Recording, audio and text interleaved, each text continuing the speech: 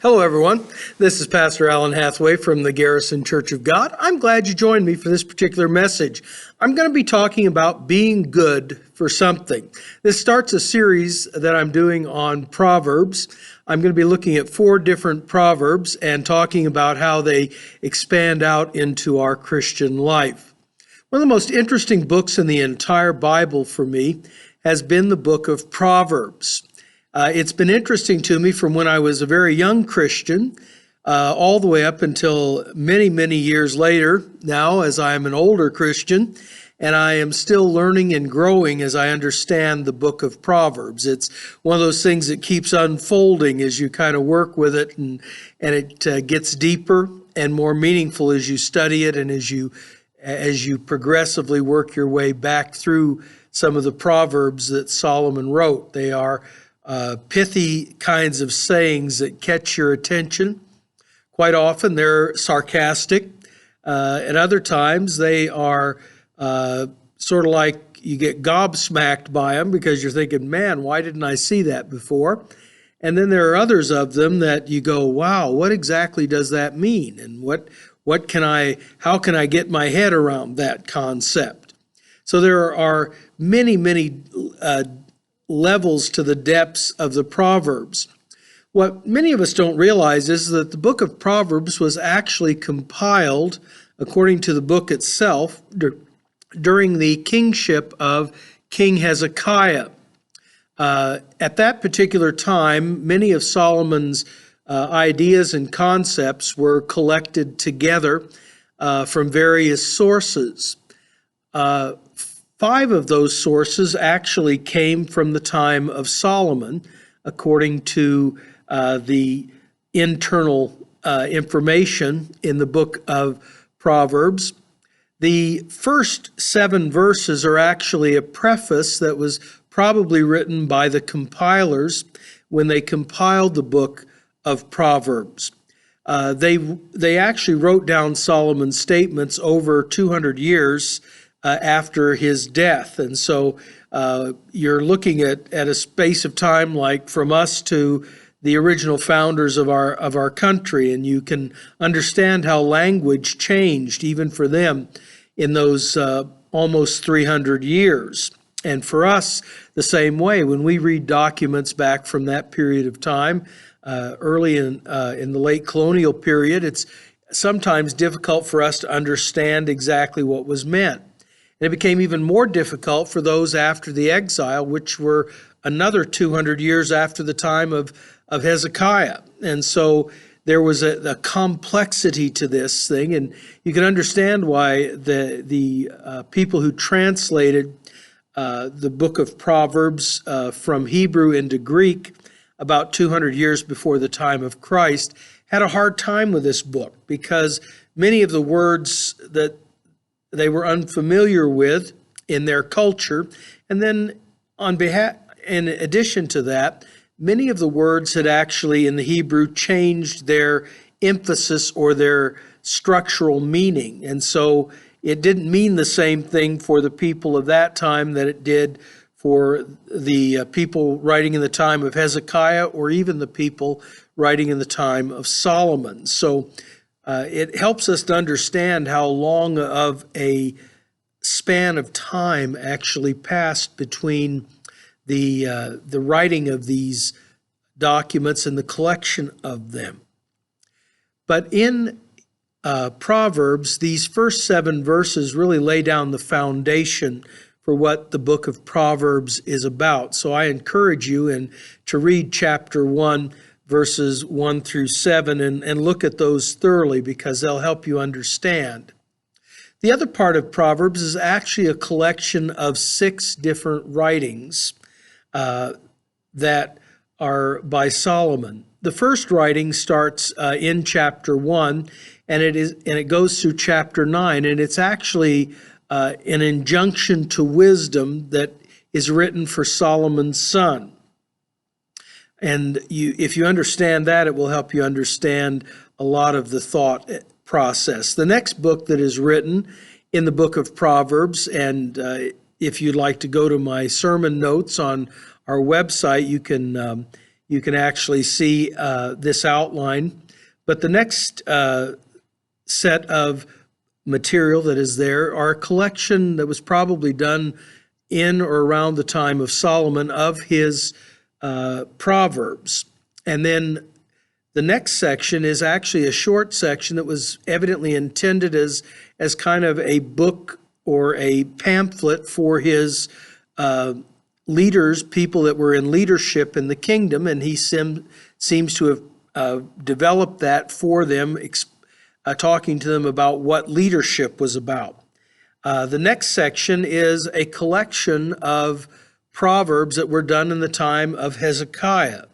And in fact, there are some repeats, if you look very carefully, with the first parts of Proverbs. The last two collections are actually chapter 30 and chapter 31. Chapter 30 is called the Sayings of Agur, and the word Agur, or the name Agur, is probably a pseudonym for Solomon himself, and if you look at the meaning of that name and look deeply into it, you'll understand a little bit more about what I'm talking about. And then the last chapter is the remembrances of Lemuel. And again, Lemuel seems to be a pseudonym for Solomon. And in the first part of it, he reflects sayings that he got from his mother. And he kind of comments on them throughout the rest of that chapter. So that's kind of how the book of Proverbs is put together, and it will help you to understand the concepts that come a part of that. The verse I want to look at actually is in chapter 11 and verse 27, and that particular verse is a powerful verse. It challenges us with what it means to be good in our lives. What does it mean to do good and to be good? Solomon is quite concerned about this concept of being good throughout the book of Proverbs. And he talks about in Proverbs chapter 1-3 about the basics of what it means to be good. He talks about the concept of being people of righteousness, and that means to live our lives in a right manner. The second thing he talks about is to be people of justice, and what he means there in the context, if you look carefully at the Hebrew, is he means to have a good decision-making process. In other words, to be good decision makers in life. The third thing that he talks about that forms the basis of goodness in our lives and in our thinking process is that we actually walk a straight line. The word that's often used to translate that particular Hebrew word is the word equity, but it literally means to walk a straight line. And the idea is that we walk that line without wavering, without being out of line in the process. And that goes back to the very concept of how we conduct our lives, how we live our lives. And so when we talk about being good, those are the things that Solomon is getting at. And in verse 27 of chapter 11, he says this: "Whoever diligently seeks good seeks favor, but evil comes to him who searches for it." This is actually a bit of a pun if you look at the Hebrew, or actually a word play is probably a better word than a pun here. It is a play on words. He talks about the word evil, but he uses a word which talks about the idea of problems or difficulties or tragedy coming on you, but it comes from a root word which means absolute evil. And so the idea is that a person whose diligence or his purpose or direction is to seek that which is evil in his life evil will come to him, or in the real sense of the word, all kinds of trouble and problems will come into his life. And that's really what Solomon wants to get across to us, is this idea that if we go after evil, if it becomes sort of our heartbeat, if it becomes the thing that we desire and we want in life, it will literally bring destruction and trouble into our lives. He pictures the idea of just completely unraveling our lives as we go forward in seeking that which is evil. But to seek diligently after good, and I don't quite like the translation that's here. It's very hard to get it translated into English, but he talks about diligently seeking good, and literally the word means to rise up in the morning and go after something. And so you rise up early and go after good, and you achieve it, is really what it means. You achieve favor in your life. People look at you and the world looks at you and says, that person is attempting to live life in a positive manner. One of the men that impressed me when I was just a teenager is the man Watchman Nee. He died in 1972 in a communist Chinese prison. He was there because of his faith and had been there for over 20 years. In fact, close to 30 years of his life had been spent in that prison cell. And it was all because he was a Christian and because he was an influential Christian in China.